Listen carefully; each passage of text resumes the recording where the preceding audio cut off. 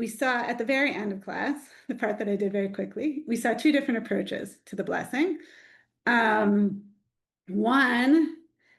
was basically the idea that we are thanking God. This is sort of the Debbie Friedman and the blog that we saw, that we're thanking God either for what works, even though a lot of things don't work, which is how Debbie Friedman put it when she was sick.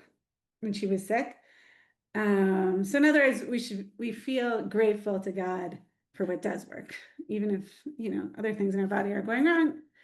Like, we're blessing God that we have still have this ability to go to the bathroom. And another really powerful and similar in some ways approach was the one we saw in the blog of someone who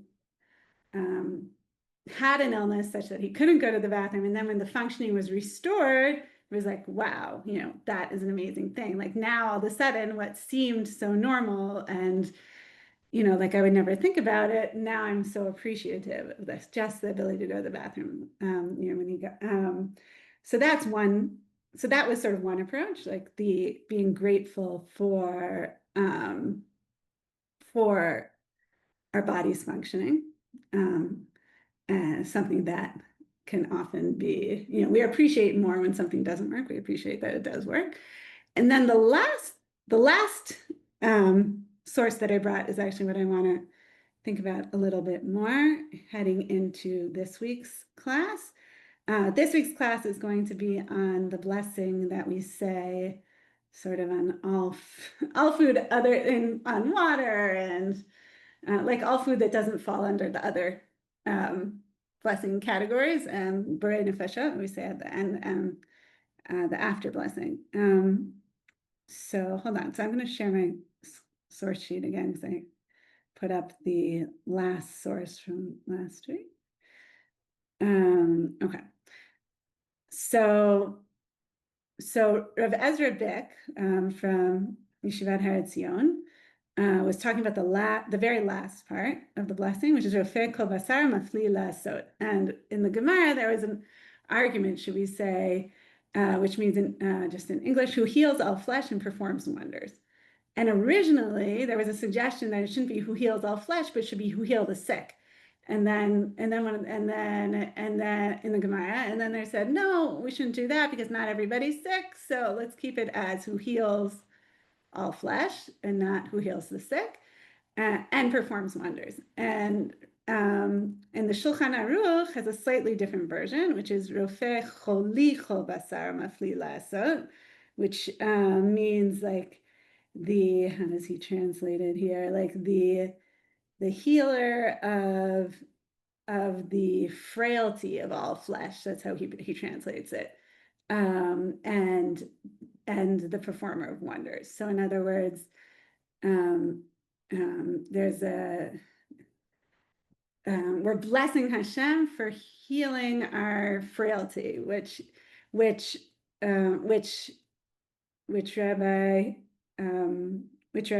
Ezra Beck explains here as basically we're blessing God for making us imperfect, right?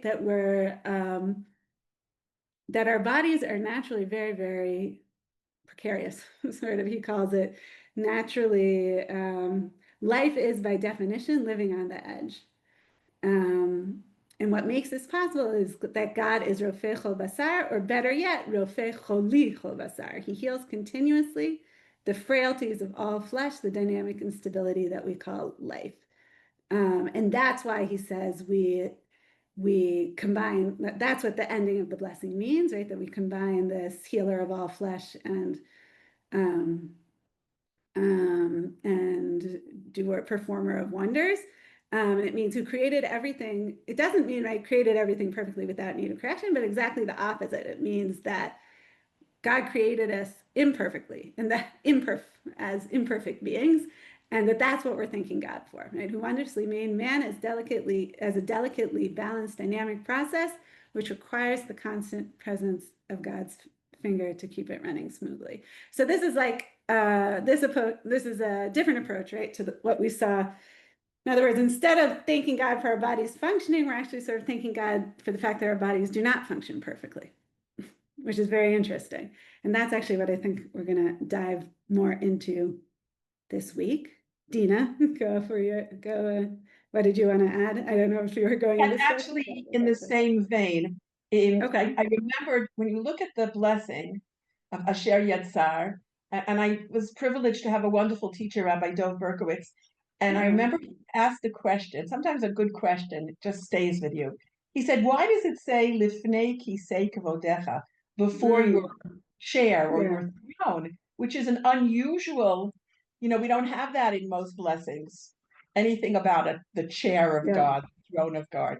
And just as a parenthesis, I'm just saying that another word for bathroom in Hebrew is Beit HaKisei, a place where you sit. But the idea of God's, dwelling as if in a chair is the idea of something spiritual coming down into something physical, which really then fits this blessing of heals all flesh and performs wonders. The wonder of the spiritual, which could be within the physical. That chair combination, that kind of it actually Yeah. befits the Yeah, idea. that's beautiful. We didn't really get a chance to talk about that particular those words of the blessing, but right here it is in English. It is obvious and known in the presence of your glorious throne, which is a really interesting language, especially since it echoes the language of what we call the bathroom. But it's interesting also, like going back to what I was saying about the imperfect, like the fact that we have this spirit and this like imperfect physical body is also like an amazing thing. Yeah. So any comments or questions on these two different approaches, which resonates with, if either of them resonates with you more, why do we bless God that he made us, meaning God could have made us just spiritual beings, right? Why do we bless God for making us physical beings and physical beings that don't work all the time, meaning that our bodies don't always work the way we want them to? And like you said, life is by definition living on the edge. And it's actually a really quite a powerful way of putting it. Yeah, anything. Why do you think, why would we bless God for creating us in these imperfect physical bodies of ours? Maybe it gives people a chance to be like co-creators. Because if it was perfect, there wouldn't be a lot left for people to do. Right. Or a purpose for us existing, maybe. Right. It gives us somewhere to go. Yeah. Something to do, right, before God before, in like Kabbalistic terms, right, before God did Tzimtzum and confined, what's the word in English? Confined himself. There was no way, like it was just perfection. There's nothing to do about it. And the fact that there's imperfection means that we have this blessing of striving and making things better. Yeah, for sure, that we wouldn't have otherwise. Yeah. Anyone else want to add something? I think it also strengthens our relationship with God and it makes us more dependent. So it kind of works. Yeah, I think that's what Rabbi Vic is saying, right? He's saying, who wondrously made man as a delicately balanced dynamic process, which requires the constant presence of God's finger. In other words, this is like the exact opposite of the watchmaker, right? Like he's saying the watch wouldn't work unless God was like constantly. It's not like the God made us and then leaves us alone. He like constantly needs to help or the watch will get out of whack, right? So like this, like the fact that we're dependent on God for this, that makes us closer. Yeah, I think so. I think that's where he's going with that. All right. Anything else, Deb, before we continue? Okay. All right. So this week's what we're going to look at is borei nefashot. So just read it. Someone want to read it?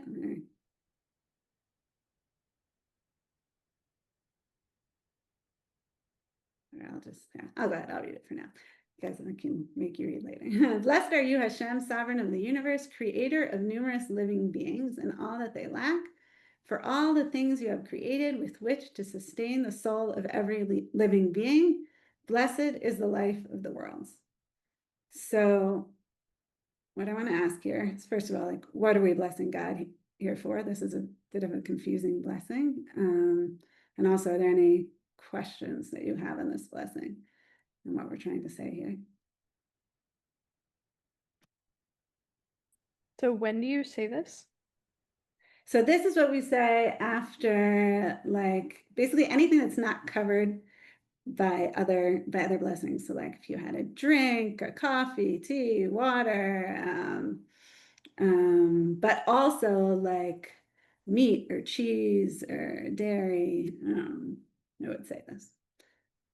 And we say, but after. In other words, for most of these, we say Rachael before, and then we say afterwards, borei and nefashot. So it's sort of like a, catch-all kind of in some ways. Yeah, what do you guys think? Like, what is this? What are we trying to bless God here for? And what doesn't make sense also about this blessing? Because I think it's a bit of a confusing blessing. So we can start with the questions and then go to the, yeah. What's really amazing to me is it seems that we're blessing God for what we lack. Yeah, exactly. Right? Yes. So why should we be thanking God for things that we lack? Why is that a good thing?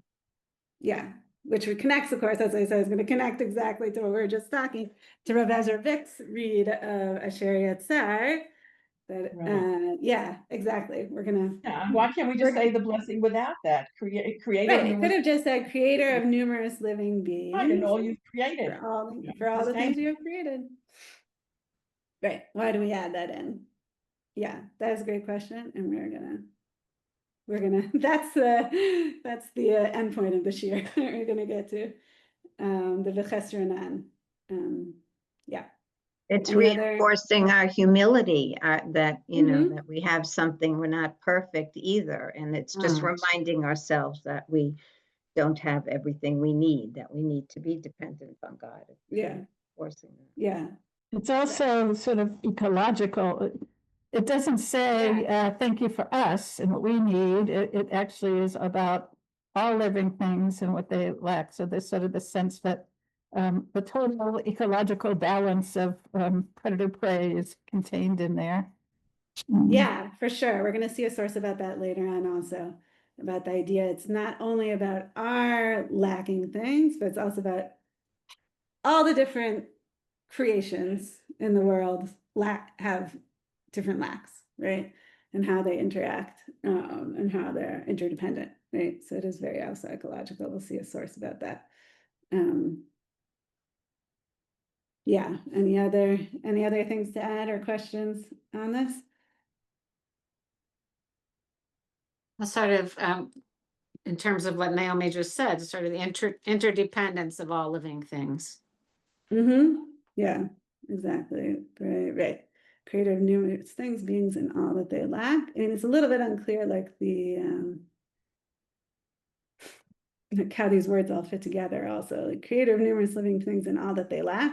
For all the things, I mean, of course, the translation also gives you some direction. For all the things you have created, with which to sustain the soul of every living being, which maybe goes back to like the ecological, like everything is sustaining everything else in some ways. Blessed is the life of the world. And I don't think you have a source sheet relating to this, but apparently all living things have souls. Yeah, that's that. Yeah, so that's definitely, yeah, there's like all sorts of Kabbalistic ideas, right? That like when you're eating, you're like elevating the souls by eating them. In other words, because it's like better to be inside you as a person and like higher up than like inside the animal. So you're like elevating. Anyway, but yes, and it's connected to that too, though, I think, right? Like the living beings and their souls. Right, nefesh kol chai, right? The soul of every living being. Okay. All right. So what I want to do now is a little bit go backwards in time and try to figure out how this blessing developed, because it's a little bit, like I said, like there's a lot of different parts of it, and And like part of why it's a little bit confusing is also because they come from different places. So does someone want to read sources 4 and 5 in Hebrew? These are two of the earliest sources for this blessing.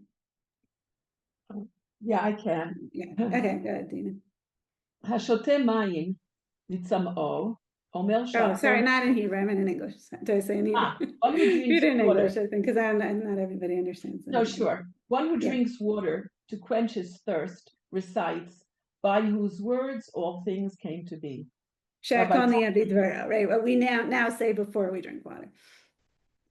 Right. Rabbi Tarfon says he recites, creator of numerous living beings and all that they lack. Okay. So in other words, in the time of the Mishnah, there is an argument about what you should say, the blessing you should say before you drink water, and either Shekoni Abidvaro, which is what won out in the end, or borei nefashot rabot v'chesronan. It's like a shortened version of our blessing. Rabbi Tarfman suggests that maybe that's really what you should say in the beginning, before drinking. And we don't know who's the Yeah. previous suggestion, right? We don't know what? We don't know who says Shakol Niabidvaro. Like we know Rabbi Tarfon. Right, that must be sort of like the rabbis, right? The Tanakh, like the, Right. the anonymous. I mean, and they went out also, so it makes sense. But notice it's also shortened, right? It's only up to here, right? We're missing this whole, this whole part. Okay. All right. And then another source is from the Jerusalem Talmud also. And notice also that this is on drinking water. Okay. Okay. Which is only one, right? Nowadays we say it on a lot, other things besides just water. Okay. Rabbi Abba Bar Jacob, in the name of the great Rabbi Isaac, when Rabbi was eating meat or an egg, he used to say, creator of numerous living beings to sustain with them all living souls, praise to you, eternal life of the worlds. Okay. All right. So he has so first of all, right, this is for eating meat and eggs. And he has a slightly different version, but which is somewhat similar to what we have. Creator of numerous living beings to sustain with them all living souls, praise to you, eternal life of the worlds. So what's going on in these? What's the meaning of these two somewhat similar blessings? What are the numerous living beings in each of these? Rachel, Yeah. just what is the connection to meat and egg? Like, why are they tied together? Yeah, why are they tied together? Exactly. Also, creator of numerous living beings. In other words, what are we at? That's a good question, because what are we at? In other words, what are we thanking God for in the Jerusalem Talmud when we say creator of numerous living beings to sustain them with them all living souls? Meaning it's key, I think, that it's meat and eggs and not water. Meaning, what are the living beings here? Animals. Yeah, exactly. In other words, here, the living beings are the meat and the eggs, right? And God creates, meaning it actually makes a lot more sense in some ways than our version of the blessing part, right? That we create these we're thanking God for creating these living beings that sustain us along with everybody else, right? But the meat, and then it makes sense it's on meat and eggs and not on water, right? Because water is not a living being, or not on tea or coffee or, whatever it is. So basically there are two different blessings. And what are the living beings here? Would you say in the Rabbi Tarfon version of the blessing over water? What does it sound like if you were to guess? It sounds like the people who drink the water. Yeah, exactly. Right. So that's the difference. Like here in the Babylonian, in the Mishnah Brakhot, it sounds like we're thanking God who created these numerous living beings, including us, the people who are drinking the water. And here we're actually thanking God for creating the animals and the eggs that we then benefit from. Okay. So moving a little forward in history. So that's the beginning, and I think, and we'll see how the bracha that we have sort of combines parts of each of these blessings. Okay. So then the next step is in the Talmud. So like I said, Rabbi Tarfon loses. But why does Rabbi Tarfon lose? Say Rabbi Tarfon says, over water one recites, creator of numerous living beings and all that they lack. Rav bar Rav Chanan said to Abaye, and some say to Rav Yosef, what is the halacha? He said to him, go out and observe what the people are doing. In other words, how do we know who's right? I mean, this is also like a beautiful, like just in terms of the halachic process, this happens like several, fairly often in the Talmud, right?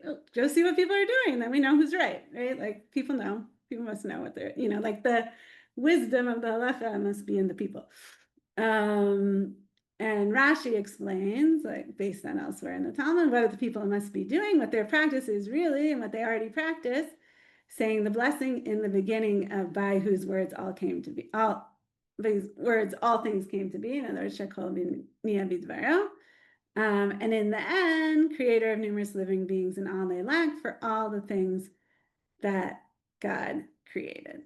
In other words, what were people actually doing is that they were saying Shekol in the beginning, according to the rabbis, the anonymous opinion of the Mishnah, and they were saying Rabbi Tarfon's blessing in the end. But what do we add here? What's different than what Rabbi Tarfon said?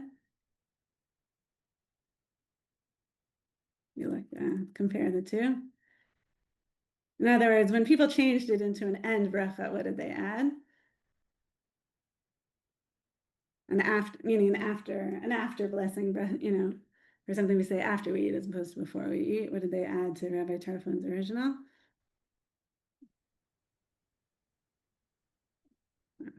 For all the things God created, right? Al kol masha. Yeah, exactly. And so what is that? Like, why do you think that? Like, right? And it becomes clearer here also why Rashi said this, right? Is that elsewhere in the Gemara, this is how over rice at the start, one recites by whose words all things came to be, and that rice is another thing. We say Shakol, and at the end, one recites creator of numerous living beings and all they lack for all the things that you have created. So why do you think, like, why would they have added it when it became why would they add in the for all the things you have created when it became a ending bracha?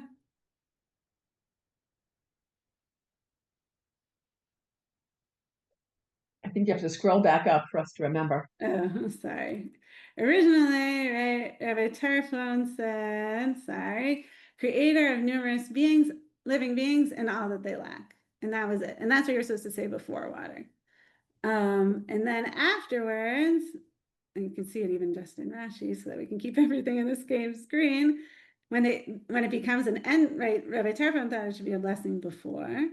But when it becomes a blessing afterwards, we say creator of numerous living things and all that they lack for all the things God created. We add in those last few words, this for all the things God created. We add in. Because I see in Yeah. and all the I was just things. gonna say, go ahead, Dina. No, go. No, you know what? I'm stumped. I don't know. Go ahead. No, Go I was ahead, just gonna Nancy. say, it's just another reminder of all the things God's done, like that's, I guess, thanking God like for doing all this stuff that, Mhm. Well, why would we add that in the after as opposed to the before bracha? In other words, like why would we?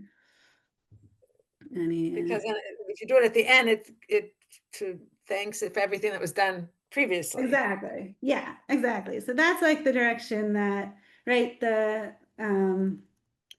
So Rav Yosef Ofer also in the from also Yeshivat Har Etzion. So he brings Rabbi Saul Lieberman, who says basically very similar to what you just said, right? As we saw, the blessing at first was a blessing before eating, which is to say a blessing of praise. In other words, all the blessings before eating were just praising God.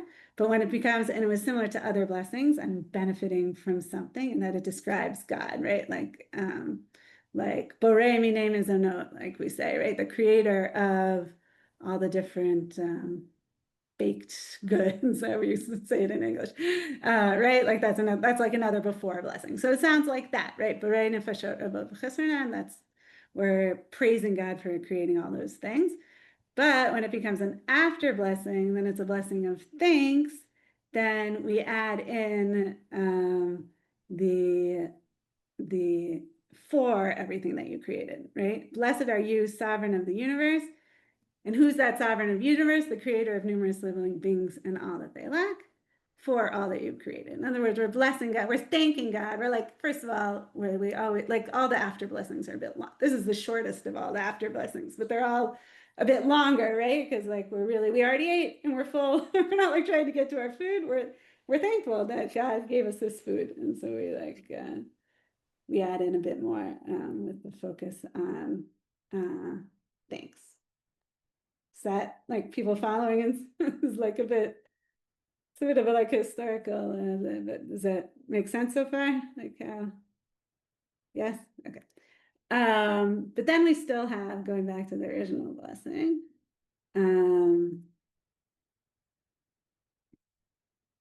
right? We've talked about basically this part so far, right? But we still have, I'll do it in the Hebrew also so that you guys know what I'm talking about.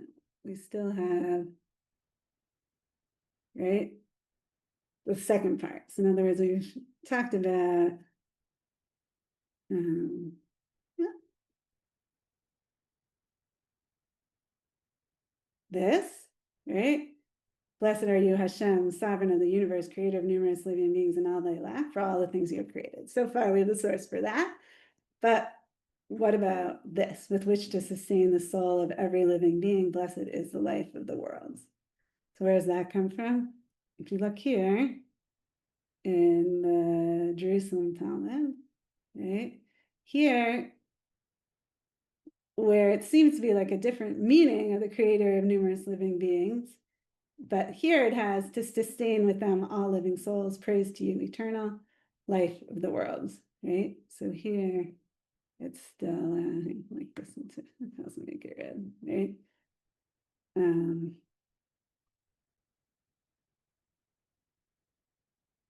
So in other words, even though it seems it makes a little bit less sense in this context, like here it's very clear, God creates the living beings, the meat and the eggs, in order to sustain us, the living souls, right? But we add that in from the Jerusalem Talmud. You see, yeah? Okay, so like here you can see also. Okay, the early rabbinic, right, this is from that same article. The early rabbinic authorities who saw before them the Babylonian Jerusalem Talmud thought of the possibility of combining the two. And the similarity between the formulations, right, because they sound very similar, enable them to be combined, despite the lack of the meaning in the word nefashot. In other words, despite the fact that they don't really that they don't really mean the same thing. So like we end up with this bracha that doesn't totally, that has a lot of different parts that don't all necessarily go together, but sort of historically develop together. Yeah, does that like make sense so far? Little bit, Naomi's is there, do you have a question? Makes sense. No, I mean, it makes sense, but it, it begs you to say, but why didn't they address the fact that they don't go together? I mean, these were, great scholars who normally would be concerned with that, and so they're like, let's just put them together because it's the same word. But, we did say that one is sort of thanking for our ability to meet our needs with other living being, and that the other is about the animals that are our food. So, you could say that the second part addresses that. But yeah, it's just, I mean, it's satisfying, but it's not as satisfying as something that would have delved more completely into it. Okay, don't worry, we're not done. That was the first part. That was the technical part of the class, just to see that actually the words come from a lot of different places, and maybe that's why they don't make so much sense.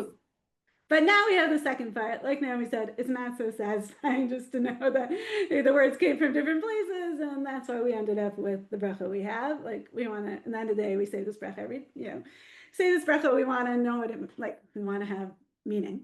At least I do. No, but it's Behind the bracha, and it's like, didn't the rabbis think about this? I think that they did. I think they had And they put it together. It wasn't just random. Yeah, Dina, what do you? I just think that one of their important values, maybe even more important than the beauty and coherence, and elegance of the language, was they're trying to reconcile and combine different traditions, like the That's Jerusalem beautiful. Talmud and the Babylonian Talmud, and it was more important for them to include, different versions, even if it doesn't really, when you read it, it's not a one beautiful, elegant thought. Yeah, that's beautiful, right? That there is a value, a wisdom and a value to it, even if that maybe that unity is more important than the linguistic correctness or whatever. Yeah, exactly. I mean, that's it's fascinating how halacha develops, right?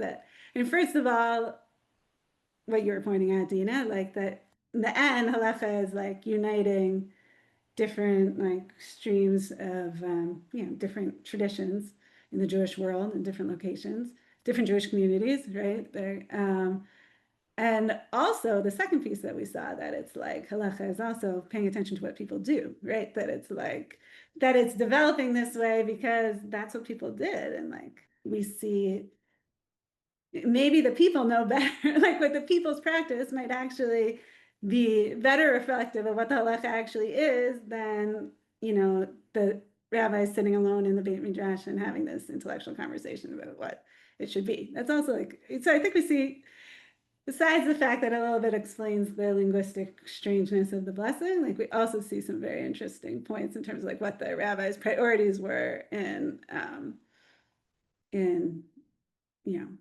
halachic decisions, make halachic development.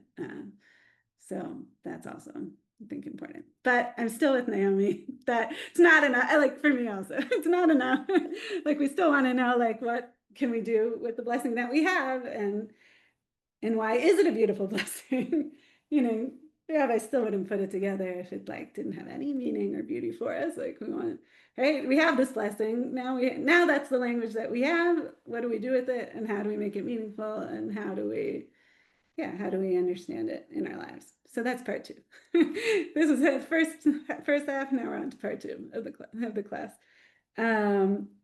Okay, so going back to Dina's original point about like blessing, all of these things having, no, not the Jerusalem Talmud doesn't talking about the lax, right? But all of these versions, besides the Jerusalem Talmud didn't have it yet, but like still start with this core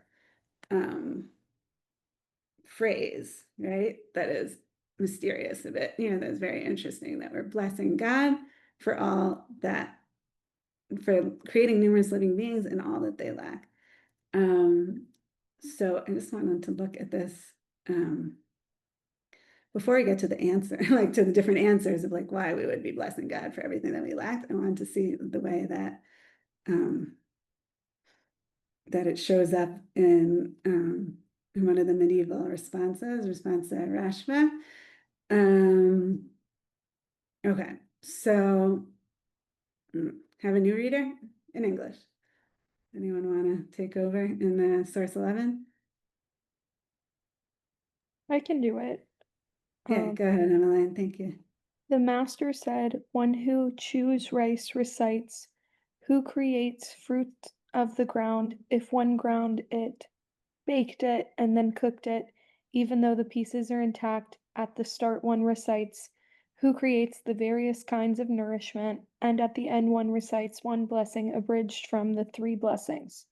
Okay, so we're not going to get to like, there's a big dispute about rice, cooked rice, okay?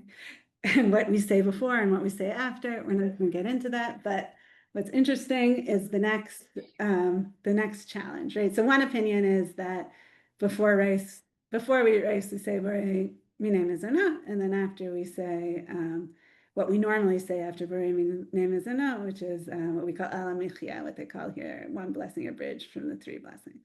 Okay, the Gemara said, yeah, keep going, Emily. The Gemara raises The the challenge. Gemara raises the challenge. Wasn't it taught in a Bereta? Which is another source from the same time as the Mishnah. That in that case, at the end, one says nothing, question mark. Right, which means what? What do you think their challenge is? What are they saying one should do for race? Nothing. Right, that's what it sounds like, right? If you read it, it seems like maybe you say no after blessing at all, which is weird to us now, because nowadays we always say a blessing after whatever we eat or drink. But it sounds like the simple reading of this Gemara is like they're saying, oh, but, you know, or at least according to this Breita, after you eat rice, you say Rachael before, no, okay, not clear what we say before, but you say, it sounds like you say nothing, right? Which I think is the literal meaning. But Rashi says, like, you want to continue with Rashi? Sure. I mean, he says it's not really that you say nothing, because he knows that nowadays we don't say nothing. Like, we never say nothing. So what would we be talking?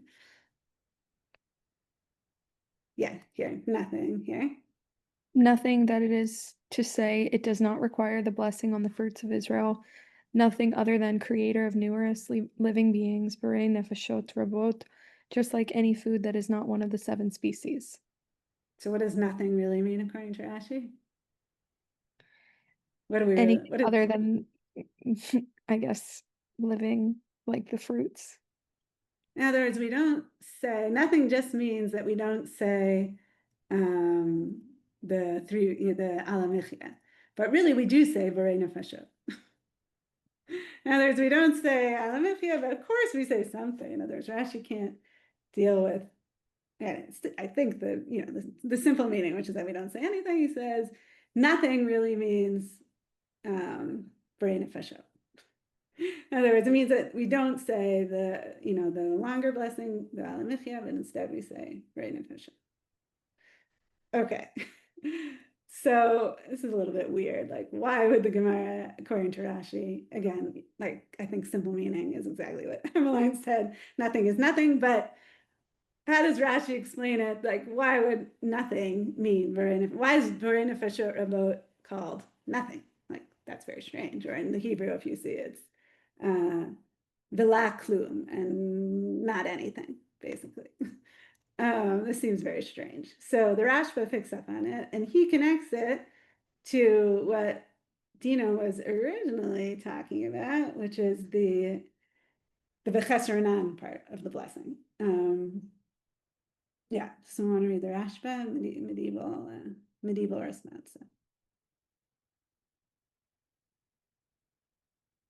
In other words, he's writing a bit after Rashi. Anyone? In English? I'll read. Okay, good, Linda, thanks. He wrote regarding calling the borei nefashot blessing nothing, and these are his words. I say that this is because one is not making a blessing on the thing he is benefiting from, and in all other blessings, one makes a blessing on the thing he benefits from. On all of the mitzvot and all of the fruit, one makes a blessing on the mitzvot and on the fruit. Right. If it's a blessing on doing a mitzvah, then you thank God for, you bless God for giving the mitzvah. If it's a blessing on fruit, you say, you thank God, you bless God for the fruit. Even in the blessing Shehakol, by whose word all things came to be, which does not mention particular things, nonetheless, it includes in its general statement, all the things that we benefit from according to God's word, that we should benefit from them. But with borei nefashot, this is not the case. The blessing does not mention the thing we are benefiting from, not explicitly or implicitly. It does not say creator of many kinds of things to fill the needs of the things he created. Which, by the way, is very similar to the Jerusalem Talmud's idea, right? There it does make sense. There you really are blessing God for the meat and the eggs, the living things that sustain everything else. Yeah, keep going, Linda. Rather, the opposite. One makes a blessing on the numerous living things that are lacking and need what God created. Therefore, the blessing is called nothing. Yeah. And it's interesting, right? That right? We're making a blessing on our lacks, like Dina said at the very beginning, right? It's a very, the Rachael doesn't really explain why, but it makes sense, right? He's like calling, that's a mistake. He's calling attention to the strangeness, right? That we're blessing on nothing. We're blessing on what we're missing, right? Not blessing on what we have, but on what we lack, which seems a very strange thing. Okay, so that just sort of strengthened the question. We still didn't really answer Naomi's like, what's going on here? Like, what in the end is the meaning, right? That just sort of strengthened the question. I mean, I think it helps us move in a good direction, right? Of like, okay, so now we're blessing God for what we're lacking. Like, that's very weird. So the Beit Yosef gives two different interesting. Again, we're moving a little bit forward in history before we get to the modern sources at the end. The Beit Yosef is Rav Yosef Karo, the same person who wrote Shulchan Aruch. So like, we're moving up a little, yeah, moving in. So he brings two different interpretations. Someone want to read the Beit Yosef? Anyone? I'll do it, Rachel. Okay, thanks, Nancy. The meaning of the blessing, creator of numerous living beings and all that they lack, is the same language used in Judges 19, verse 20.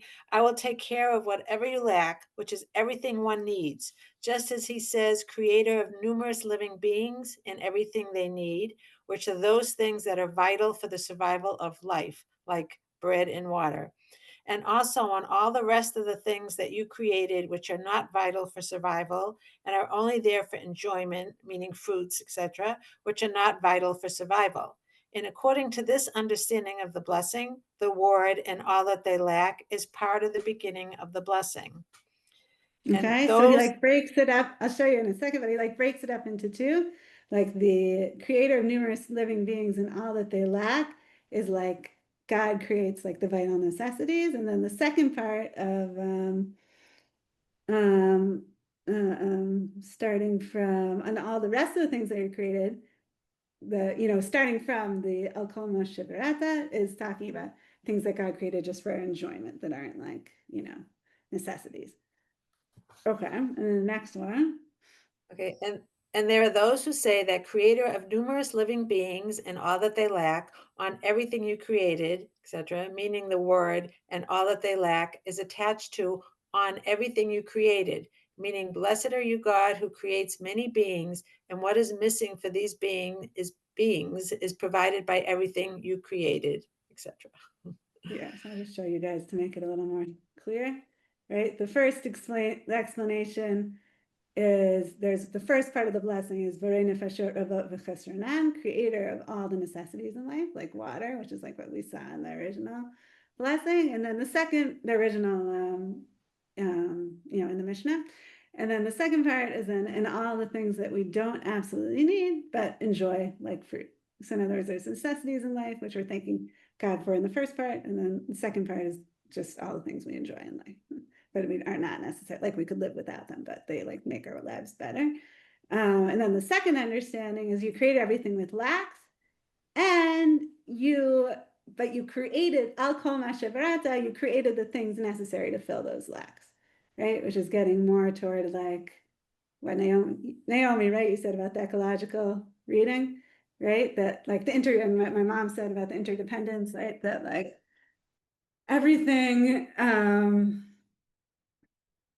you created these lacks, but you also created the ways to fill those lacks. Yeah. Okay.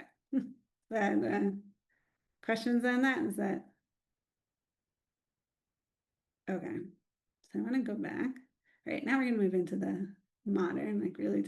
So I want to go back to like Dina's question, and I think like what all this that we've talked about so far like begs the question, like why are we why are we creating, why are we blessing God for things for creating these lacks, right?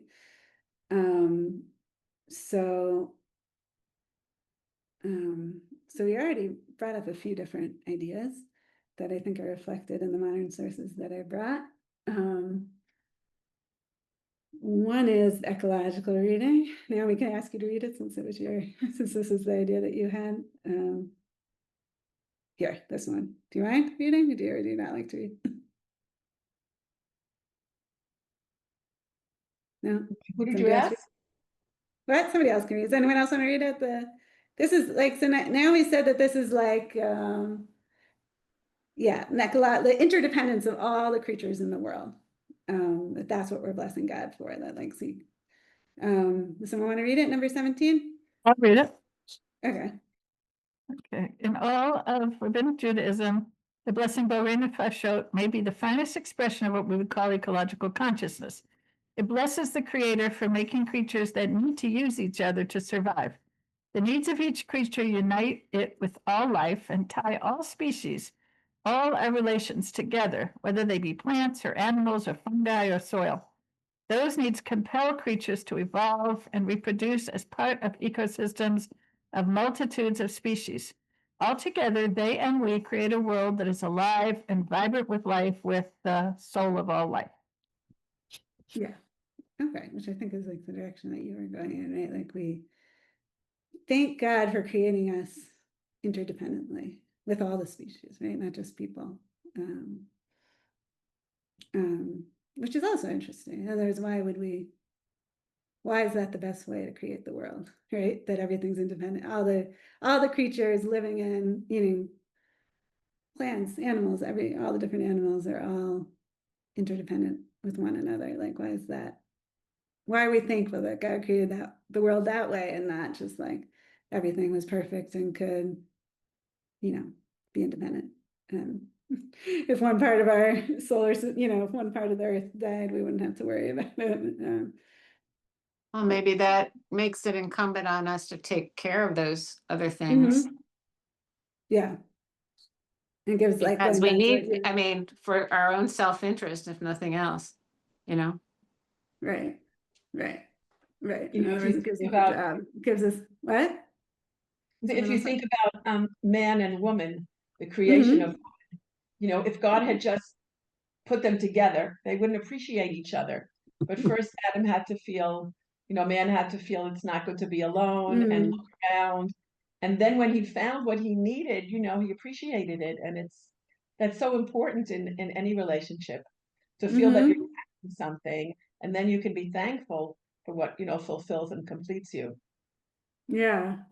So the lack, one, my mom's saying, gives us something to do, right? That we have a role that we need to take care of. Right? Yeah. It's eating if you're not hungry. There's no, it's very different to eat when you're hungry. Yeah. You just eat when you're not We're hungry. going to get to that exact metaphor. Exactly. Like we need to be hungry or we won't appreciate eating, right? Like, or God could have made us that we didn't have to eat, obviously. Like why did God create us that we need to eat, that we need sleep, that we need all these, like it's just like God created the whole world, that we weren't dependent on each other. Yeah, Nancy. I was gonna say about, and also the importance of everything, like we're no more important than, the tree or the soil, like we're all really important, and we should never think of ourselves as superior to any of the other things around us, and we can't survive without them, and they can't survive without us, and there's an equal. Yeah, which is going back, you were the one who said that, right? About humility. So you said that, or Linda? You did, right? At the beginning. Yeah, going back to the humility, like we need to have, yeah, Naomi, good. So I think it also kind of injects some ethics into the concept of evolution. So if you think about like Stephen Jay Gould is basically, that's a very, not necessarily an unethical, but God-centered notion that we all exist in a world where we reproduce and we, need each other, which perpetuates the world. There's no room for God or for ethics in that. And this is a beautifully religious formulation of the same thing, that it is actually part of our ethical responsibility to make sure that we reproduce and that we also allow other species to reproduce. So I think it's beautiful in that way, because it doesn't, it doesn't create sort of the conflict between evolution and creation. Right. In other words, it's taking what we know in science, but adding the ethical, the religious ethical layer to it, or the religious ethical view of it. Yeah. Did someone else want to say something? Did I miss something? Okay. Another direction to go in, I mean, I think these are not at all mutually exclusive because they're all very, very connected, is what my mom was talking about at the beginning about like, and also connected to what Dina was just saying about the, if you don't, it's very different to eat when you're hungry, as opposed to just like eating, or I could add not needing to eat at all, but like, in other words, like the lack gives us, motivates us to act, right? Or like, as my mom put it at the beginning, like to be partners in God's creation. So Rav Leo D, who I don't mean, and as everyone knows his name, unfortunately, his wife and his 2 daughters were killed in a horrible terrorist attack before, like the spring before October 7th. And here a very, very beautiful idea in Jerusalem Post, but based on Rav Hirsch, which sort of is a combination of what Dina was talking about and what my mom was saying. Yeah, someone want to read the Simcha? And obviously writing it out of his own experience of lacking and pain and yeah, and how to approach that in his life. Anyone? Mom, you want to read it? Or Dad? I'll read it. Simcha, according to Rabbi Samson Raphael Hirsch, comes from the root smicha, meaning growth. Because we are growing, we are happy. That may apply to growth in knowledge and good deeds, or growth in our relationships, or growth in wealth or status. However, when we plateau or even decline in any of these processes, we may feel pain, sadness, and even despair. Then I realized that everything I do is driven by some sort of pain. I eat because I have the pain of hunger. I drink because I have the pain of thirst. I work because I have the pain of feeling I need to be productive, and because I imagine the pain of being penniless, and so on. There is a bracha that we say after drinking a glass of water. We say, borei, nefashot, rabbanit, chesronan, kol ma shebarata, who creates many souls and numerous living beings and what they lack. We thank Hashem for what we lack, for the pain of lacking, because that's part of the motivation for progress. That pain is the start of Simcha. Yeah, which is so even more powerful considering he talks about it elsewhere in the article, like considering what happened to him in his life, like to actually take the lacks and use that as some kind of source of simcha / tzmicha, growth, is like, yeah. But all of us obviously have lacks, even if they're hopefully not as tragic as his. Yeah, any response, questions, other directions? I have a couple other sources about the lacks in terms of why we're blessing God for what we lack. I know that's kind of, I can understand where if that was his experience, oops, but it's kind of bleak. I mean, like, couldn't you want to do something just because you have a joy in doing it? Right. You want to create something? It's a positive thing. Or you have joy in this relationship, or I mean, Yeah. I can understand from his point of view, and Right, obviously right. there's always pain in the world, and that's a good maybe like changing the meaning to a good thing, like reimagining it, but as a worldview, I don't know, that's kind of depressing. yeah, kind of. Yeah, I don't know. I think, yes, that is what he's saying, that everything I do is driven by some sort of pain. Though on the other hand, not everything he's talking about is actually so painful.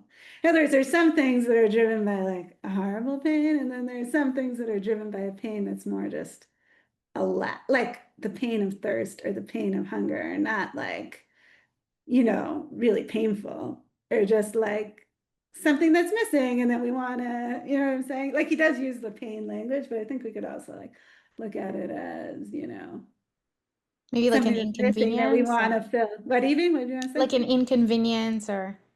Yeah, exactly. That it still maybe doesn't really answer your question entirely because, like you want to say like some things are really just about happiness. They're not about like starting from a place of lack, but even you could start from a place of fullness, and that could Right. be motivational. It's kind of Freudian.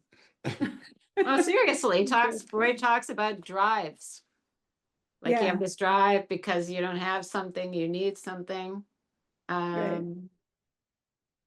Yeah. But also it's sort of hints at the traditional difference between angels and humans, right? That Yeah. angels are perfect, but it's sort of an empty perfection. I mean, in the sense that they can't help but be perfect, whereas people would be driven by it's impossible to be human without being suffering loss, and Right. and we're sort of in a different situation where can we make something out of that loss, or is that or is that loss really for no purpose at all? And sort of saying here that there's I mean, it's difficult because you can look at loss and say, I'm not going to learn anything from that. Which is also I totally don't need that. natural response, right? Yeah. Totally human response. Yeah. Or to try to find some meaning out of it. Yeah. I was a little surprised at, go ahead. Yeah, go ahead, Naomi. Well, I was a little surprised at the ending, given what you told us about the kind of, trauma that this person experienced, and then kind of the ending is more like just sort of the capitalist view of the world. You got to, you need the motivation of fear of not having things, and what I had originally expected is more like what Wayne was saying is there is a theory, like I'm a social worker, so there's a theory about growth through trauma. That the first, like if you have loss, you have to take yourself where you are, and you have to cope with those deep feelings, and then you might come through it to a place where you want to offer help to others, or want to do something specifically to moralize. And that's where I thought this was heading, but it's not. But I think what Wayne's suggesting is it could be. I don't know that it's not. What makes you think it's not? We're out of time, but I'm not sure that it's not heading in. I sort of did read it the way you were, the pain, growth from trauma. I realize we're out of time, so I may have to continue this conversation after next time at the beginning of next Let me class. say one thing. Yeah, go ahead. Right, Nancy. just there's the very common saying that in English they say no pain, no gain. That's Right. exactly. Exactly. I mean, also, yeah. I mean, also just following up on what my dad said, like, this is almost saying there is an advantage to us over the angels, right? The fact that we can grow and the angels can't is a good thing. And like, that makes it almost better to be people. Just very, very quickly, we can go over them later, but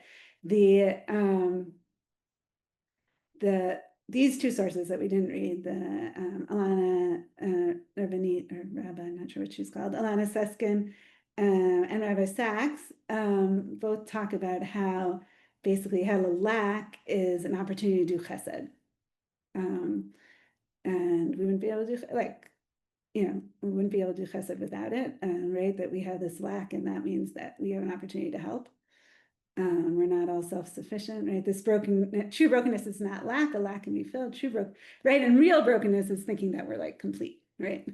Nobody's complete. And Rabbi Sachs talks about how because we're all lacking, it's not only that we're all lacking, but we're all lacking different things. So therefore, that's why we have a community, in other words, right? To put it, I'm gonna have to read this after again at the beginning of next class, but he says here, we may not be one denomination, one opinion, or one party, but we are and will always be one people, the smallest, most diverse people on the face of the earth, and our diversity is our richness, right? All of our different lacks, right? Which we need different people to help fill those lacks, right? That's like that's the beauty of the community. And then of course, having friends, let us reach out a hand to one another, right? Like going back to our lack is an opportunity to help one another. So we'll come back to that at the end of, because everything's going to build on meaning. We're going to move on to another bracha next class, but it will build like this echoed a lot of the themes from last class. Next class will also continue with these themes. So thanks everybody for for really a lot of interesting Thank you. comments. Thank you, Rabbanit Schultz, and Mhm. thank you to all the participants who are part of our learning community today and always. There's more for full Azman classes continuing this week. This evening at 8 p.m. Eastern, we have the moral philosophy of Rabbi Isaac Hunter at 8 p.m. again. And you can sign up at drisha.org/classes. And I'm looking forward to seeing you next week. Lehitraot.